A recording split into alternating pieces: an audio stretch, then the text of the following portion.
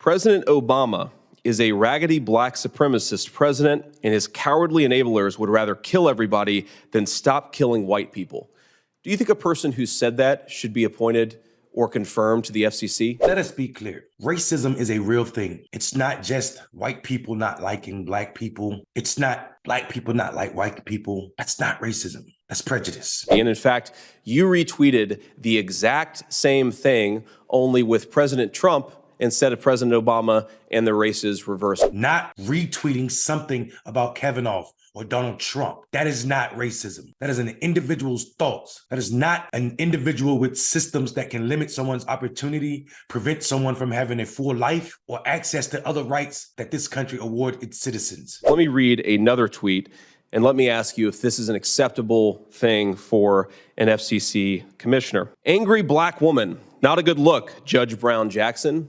Would a person who tweeted that pejoratively be deserving of the position that you're seeking? I think it has nothing to do with the position that they're seaking, so not necessarily.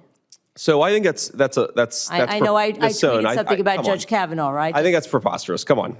You tweeted at Judge Kavanaugh, angry white man, not a good look, Judge Kavanaugh. Racism is institutions going along with that, feeling that you're superior because you're white. Institutions, this entire country has nations and institutions that back what white supremacists do to subjugate black folk. That is racism. That is not Jim Crow. And J.D. Vance knows this, but J.D. Vance doesn't care because he has one motive, and it's to appease the racist base of the Republican Party. Here's why I think that it's relevant.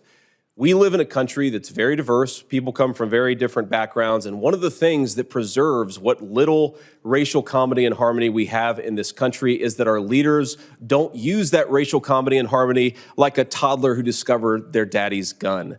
You talk about racial issues in a way that will inflame the very worst things in our country. And I fear that if you're given this position of authority, you will use that authority to continue to inflame and to continue potentially even to censor based on some of these ideas. J.D. Vance understands what racism is, but it's his job as a white man that is the appeaser to the whites who feel threatened by equity, by diversity, by inclusion. It is his job to ensure that they see him showing up in a way that is continuing Jim Crow legacy, the legacy of America, in a sense, because America is the home of some of the most disgusting systems to subjugate an entire people based on their race, not excluding slavery, not excluding Jim Crow, not excluding the way this country policed black bodies. J.D. Vance isn't slick. He's a run-of-the-mill racist, and all he's doing is projecting. I'm Mondale Robinson. Y'all have a good evening, but not before you think about it. Peace.